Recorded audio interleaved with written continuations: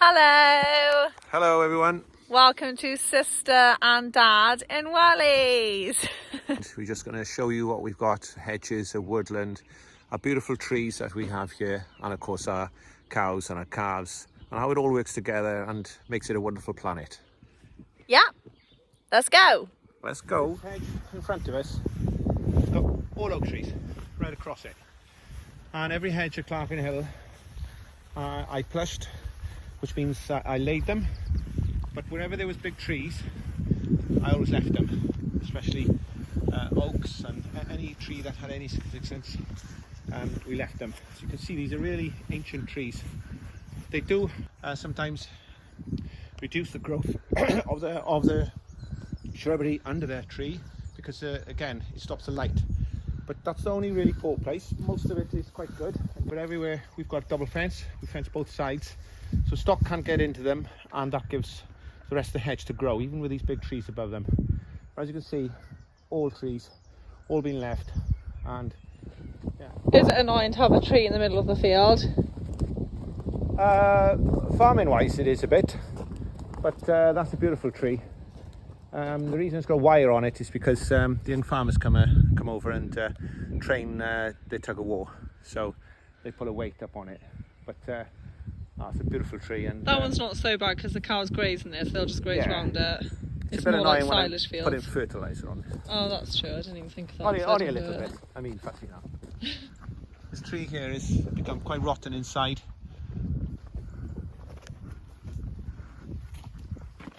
No. He shouldn't be there. No. But the branch has been dropped by the tree. It's flattened the fence. We did put electric fence around it the other day. Well, only a couple of days ago. The calves have obviously worked out. They're 6-month-old calves. They're supposed to be our angel calves. They've been good as gold, but They're naughty. yeah, clearly Have a not. look.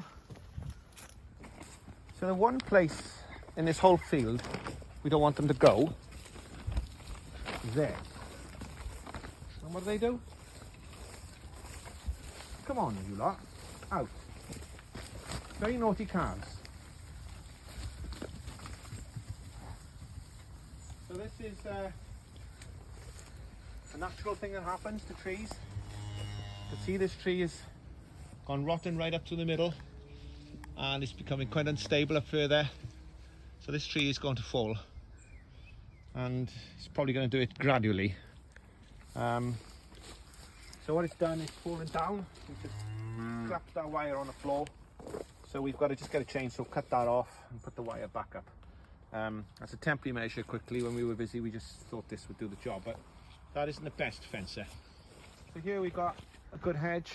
We've got all our hedges are like this and better, but they're thick, good canopy, all blackthorn mostly here. You can see we've got foxgloves growing, and this is a cow track, so cows are on this all the time. You can still see, you know, how everything still flourishes and looks so well. Again, you've got a nice big tree. You know, the canopy hasn't done too much. There's still quite a lot of growth right up to it there. And again, it's all fenced to stop the stock into the hedge. What you got? Yes, brambles which are flowering. And yeah, it's really, really great. And that canopy is what wildlife like, because they can, if they see somebody in the field or a predator, they can run into a hedge and hide and quickly, you know, they don't necessarily live there, but they use it for shelter. But the amount of animals that feed in a hedge is unbelievable, and the amount of species of plants that grow in there is incredible. So it's a really, really wonderful thing to have on farms. And then we top it every year with a hedge cutter after the birds have nested, keep it to a nice shape, and then you get all this lovely regrowth again, and that's what keeps it a wonderful hedge. If you didn't top it, it would grow really big and scraggly, and it would become more like the woodland eventually. It would all spread out, and you wouldn't have this canopy of cover. Shelter, yeah. Shelter and cover, yeah. I like hedges too, because they stop my calves getting out. Until a tree falls down on the wire. Yeah.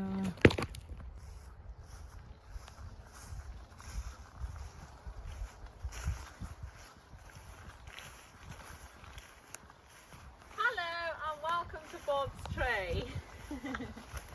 So it is literally feels like you've got a roof over your head. So this is a beech tree. It's estimated at 400 years old, and it is an amazing tree. So the reason it's called Bob's tree is because one of our farm dogs who we adopted late in his life passed away, and he is laid to rest by this tree. Me and Poppy carved Bob, and then I can't even really remember what else. I know that says Bob, B-O-B, and then I think it was the date he maybe died. Date, yeah. And the year there probably. No, was it 20? No, yeah, it might have been 10. 10. So that was our carving. Anyway, we won't worry about that. Yeah. But you can see all the wildlife that would live in here. There's so many little pockets of, like, you can see all the pockets of where animals will go into. And so yeah, it's such a good tree for wildlife. The cows do graze in this field, so they just graze around it, keep everything around it nice and tidy. I personally feel like it's just going to topple on over because all the roots are like coming out the ground. It's definitely not going to, but yeah, you can see how the roots have come out like that and it's gone up. But it's a massive tree. Yeah, why do you think the branches are so even all around the tree like that? Because the cows graze it, is it? Yeah. Yeah, so cows reach up and they just trim it and they keep it perfect. So you can see it's all the same height off the ground. When you're underneath it, it is really cool. But it is a massive tree. We do get quite a lot of people photographing it. Yeah. Painting it. Photographs, painting. I had my engagement wedding photos here. Heather had her wedding photos here. It's a very popular, in-demand tree. You can tell its age just with how much it has going on inside it. It's just a massive tree. It is amazing. And its base is just insane. All trees drop branches. They drop them when they put it up and then they chuck them up. But yeah, it is just such a nice tree. It's just a nice centerpiece, you know. So we haven't chopped that one down anyway. One thing with regard to this tree, there used to be a hedge each side of it, running to the farm. And back in the 70s, my father was given grants to take hedges out to encourage farmers to be more productive.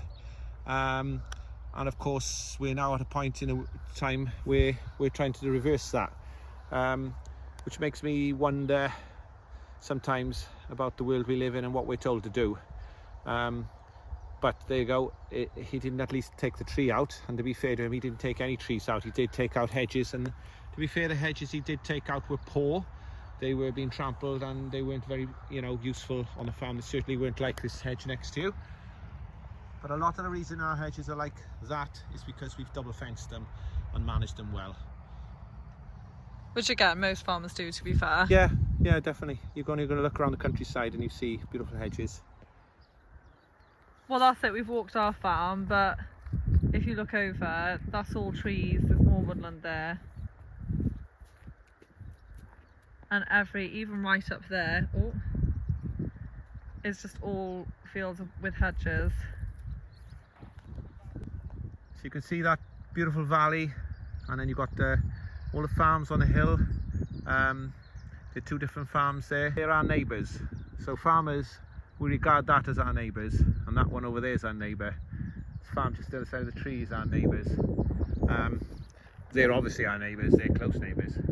So farmers' neighbours can be up to miles away, because we're a farming community and nobody really lives that close to us.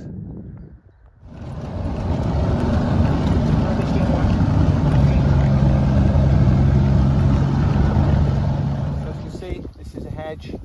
This runs alongside the adventure trail, which goes over to Heather's Pond, which we'll have a quick look at in a second. This is one of the hedges I would have laid back probably in the early 80s, something like that, and it's a really, really thick hedge. As you can see, it's got all these pretty flowers on it. Again, thorn everywhere. That's really, really stock proof, but in there on the other side is a fence, and that's what gives the hedge a chance to survive and come like that. Yeah, and that's the same on the other side then. Yeah, we'll have a look at the other side. So this is the side that the cows have grazed, and they have literally just grazed this field. 2 nights ago they were in by the hedge. As you can see, the hedge is thick, strong. They nibble it, But we've still got the flowers. We've got nettles, you know, that's just one of those things you get from time to time. You've got your brambles, you've got your thorns, and you've got your thick hedge. Yeah, which is really, really great. And all the way around, we've got that on every field. And it offers so much cover for wildlife and habitat.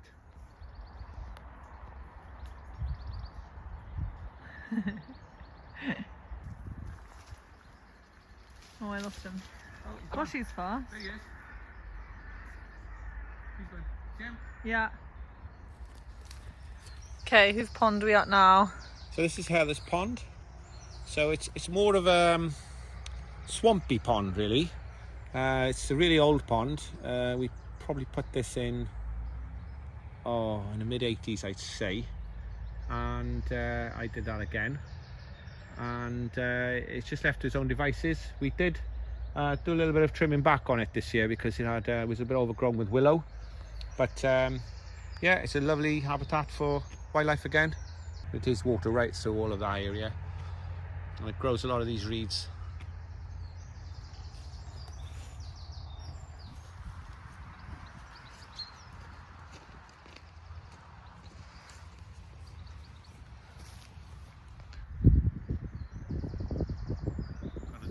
So these are our in-calf heifers. They're going to come over and say hi now. Because we rear all our own stock, they're really friendly.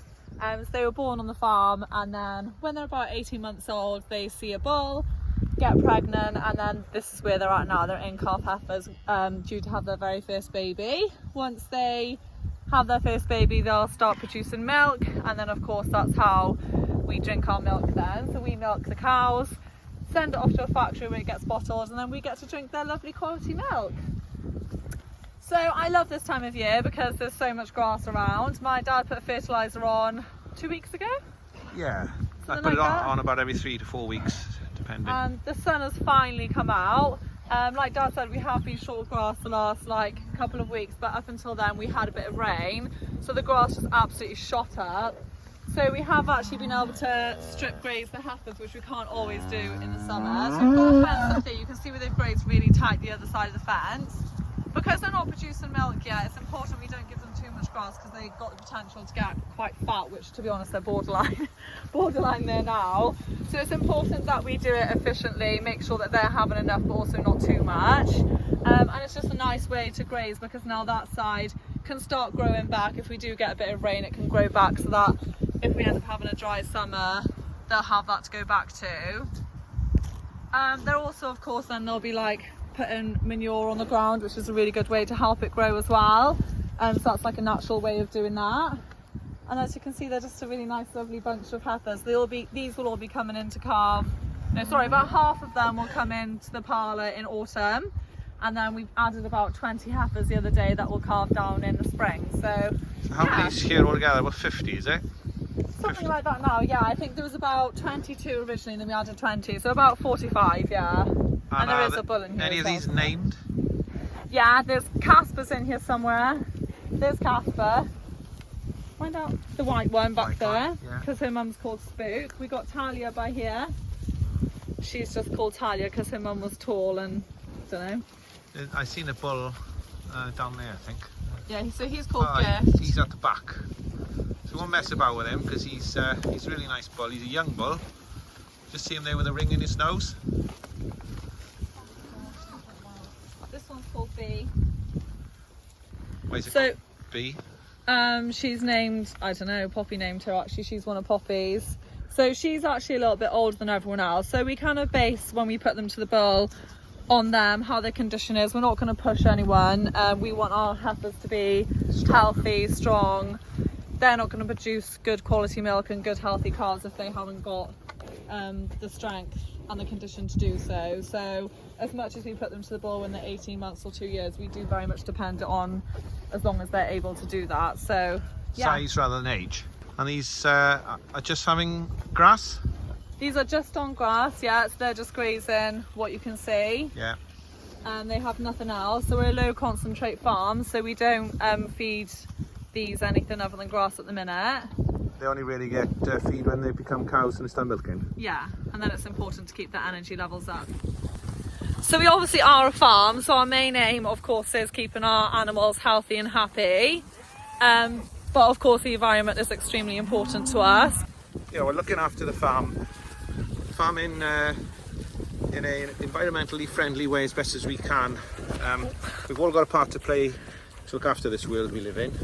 I think the climate does seem to be changing. We've had a couple of dry summers and it doesn't suit farming if that happens. We've got to try and manage the climate as best as we can, and I think I'm trying to show you today everything that we're already doing, and many other farmers of course doing the same and more maybe. We've all got a lot to learn, but of course looking after our stock well, managing them well, producing good quality food for people to eat is very important. But of course there's a lot of other things that need to be done as well. I think farmers get a lot of bad press, especially at the minute. We're known for being changing the climate change. We are farming to the best of our abilities. The way we farm is very efficient. We look after our stock to a high level. We produce high quality food, and we are looking after the environment that we've got. We can't just start planting trees in fields that are productive farmland, because we do need to grow food. But I think where you've got productive farmland, you've got to look after that farmland, because we do have to grow food. There's other things we can look at. Food and milk, yeah, very important. There's a lot of waste in food in the world. 40% of food is waste food, which is, I found quite shocking, really. Well, that's disgusting. You know, that is absolutely ridiculous. And yet there's 1 billion people starving in the world. So there's so much things that needs to change, be addressed. It isn't just looking at what we hear in the press all the time, and we're not here to preach about farmers, how brilliant we are. As Josie said, we've all got a lot to learn and we've all got to do our part, but I think we're just trying to show you today what we're already doing and trying to make steps forward in things like reseeding with direct drilling and things like that as well. And anybody who thinks it's cruel to keep cows, just look at these. If it wasn't for us, they wouldn't have a life at all. And, you know, yeah, we're really sad to see them go when they get old or when they become lame or something like that. But they do get a good life when they're with us, and surely it's better to see them have a life like this, which they do love.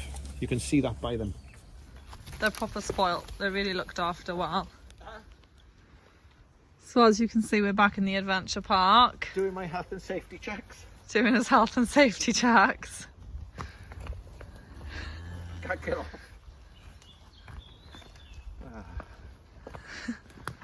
That took a lot of working out to build that one. Yeah.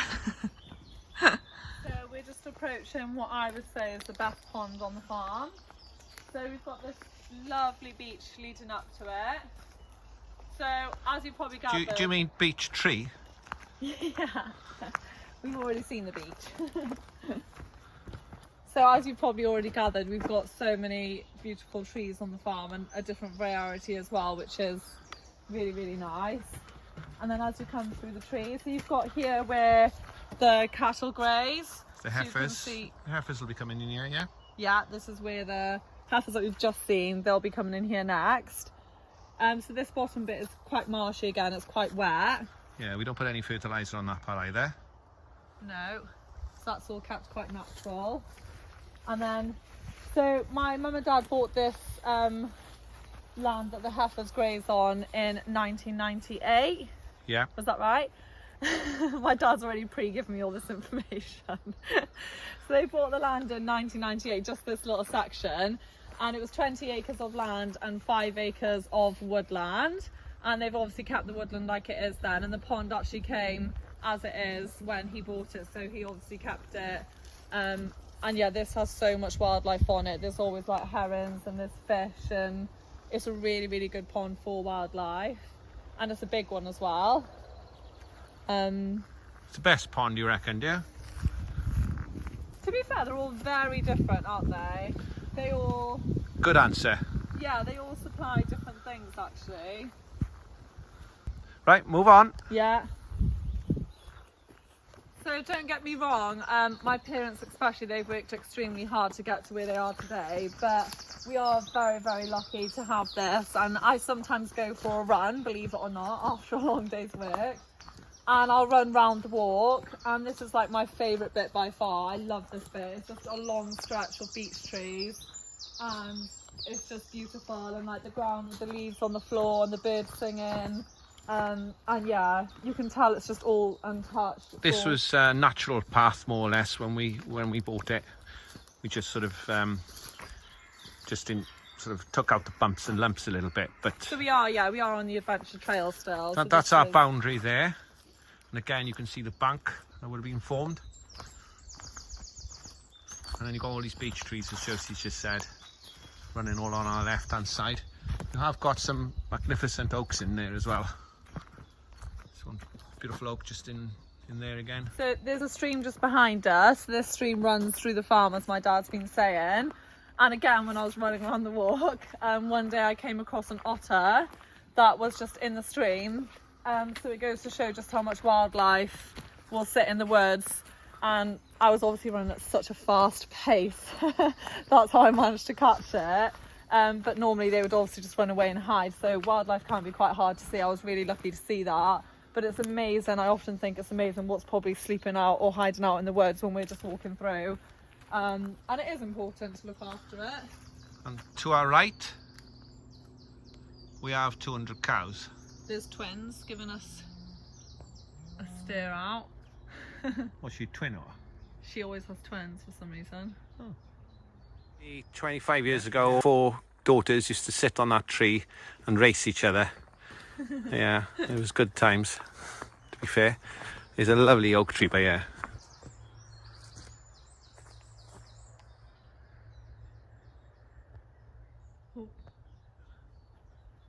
Yeah, it's a cracker. Hedges are also really important to our livestock. So we have said how wildlife will run into a hedge for shelter, while our livestock will also use it for shelter. So the rain tends to come in from the west. So what a cow will Which do, way is the west? that way. My dad just told me that. So I'll just pretend to be a cow would be easier. So they'll just come up to the hedge and they'll literally just stick their heads in there like that. So if it's windy, rainy or even sunny, they'll use the hedge as shelter. So that's quite important.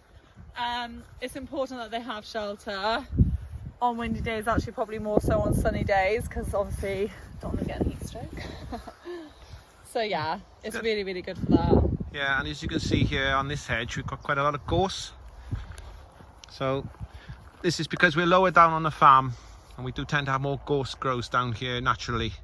So we've got quite a variety of, well, gorse. We've still got thorn, a lot of thorn in it, brambles, but a lot more gorse, which is really prickly. And this is perfect for, so in about 2 weeks now, the calves that you just saw that broke out, they'll be coming down here, and they're quite small, so this will be perfect for when it's raining or when it's really hot. They can just snuggle into the hedge. Yeah, and you can see this grass. I reseeded this field in 1982 when I came from out of college, and it was a gold circle lay. I remember that. I was quite proud of it, and it's still the same lay. It's still productive. It's got a few thistles on it, which we'll have to top, but it's a dense, thick lay. We winter cattle out here till Christmas time every year. It's a really dry bank, but it doesn't grow flushes of grass, but it does have a dense, thick sward, which keeps the calves and the youngsters really well. So the main reason that we're doing this video is to kind of just show that, like, for the countryside to look as beautiful as it does, it takes looking after. My dad's just saying that he's put fences either side of this hedge to make sure basically that the cattle can't get into it, and it just helps the hedge flourish. Well, it was one place by here actually where the fence was broke, and we didn't fix it very quickly, and they absolutely destroyed that piece of hedge. I put that back in the spring of last year, and it's starting to regrow, and the grass is starting to come, and all brambles and thorns will start to grow out into that area. But just shows you how quickly they can damage an area, and of course then they would go over the other side and they could get into the other side. So you do have to look after the hedges. You do have to keep fixing the fences, maintaining them, keeping them topped, keeping them trimmed, because that's how they're kept. And if they're kept well, they will look after the stock, and we can look after the hedges. Yeah. Here are some more calves. They're absolutely loving life. So this block of land we bought in 1997, the year before we bought the land you've seen just earlier, and it's a 50-acre block here now. Got the field that side as well, and this is a lovely walk. It goes all the way down there. It's open to the public, so I want to encourage everybody, when you come to Pembrokeshire, or if you live in Pembrokeshire, get out, look at the trees, look at the hedges. As I say, this is a public footway, and it brings you all the way down to the estuary, which is down at Slebish, and we're going to just show you that before to close our video. It's a gorgeous walk, and afterwards get a cream tea or a scone at Clerkenhill Adventure Farm, bring the kids there, or just have something to eat and have a wonderful day out. But please get out, look at all the hedges when you're in Pembrokeshire or anywhere in the country, because it's really worth seeing. So hello again, we've just done a nice little walk, myself and Josie, down from our fields, probably, I don't know, 15-minute walk down to Slebish, a big house down here, and we've got the estuary, as you can see, and the estuary comes out at the sea at Pembroke and Milford. It's Pembroke one side and Milford the other, but this, believe it or not, twice a day fills right up to the top. You can still see there's a lot of water in the middle, but the big fact we're here is to just show that our little stream is in there somewhere. Our little stream would be a couple of miles back up the estuary. We have Blackpool Mill further up, then we have Caniston Bridge, and then we got our little stream. So it's a beautiful spot. Anybody's allowed to come down here and walk and enjoy this beautiful countryside. And you can see there's masses of woodland all around us. It's a beautiful area.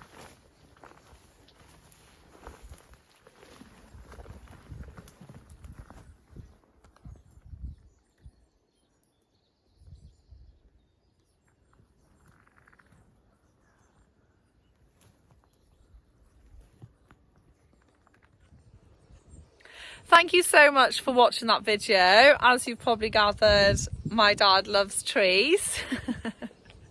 I love the countryside, I really do, and I really care about it, and I think I speak on behalf of most people, to be fair, and I think hopefully it's come across how much we want our farm to succeed, be good farmers and try and survive in a difficult industry, but how much we really care about the countryside and the world we live in and the beautiful places we live in. So we hope we brought some of that across, and you agree with that, Josie? Yeah, definitely, absolutely. And I think, yeah, you've said it. We just wanted to show how much farmers do really care, and how there's a reason the countryside looks as good as it is, because like you said, I think everyone loves coming out for walks. We're really lucky down in Pembrokeshire, there's so many beautiful spots, and the countryside is so beautiful, yeah, but it takes work to do it. Farmers do take care of it. And hopefully people can see, you can come to places like us down on the estuary here in Slebish, where we've just finished our video, and it's gorgeous, and it's free. You don't have to pay any money. Yeah. And you know, and look at those hedges and those trees. Yeah. Anybody who hasn't looked at them before, they are beautiful. And I've learnt a lot in the last couple of hours. I thought this would be a short video. My dad said no, I reckon it'll be long. I was very naive to how much goes on, and I will look at everything differently now. you haven't edited it yet. I haven't edited it yet. It might be 5 minutes long. Yeah. Now, hopefully we've enjoyed it, and you know, we'll do something like this again. And but it's been a lovely day, and I have realised I need a shave looking at myself, so I'll try and do that tonight. It's on his agenda. Maybe we'll film that for next week. Silage part 2. Yeah, so thank you so much for watching. I hope you've learned something and enjoyed the video. See you.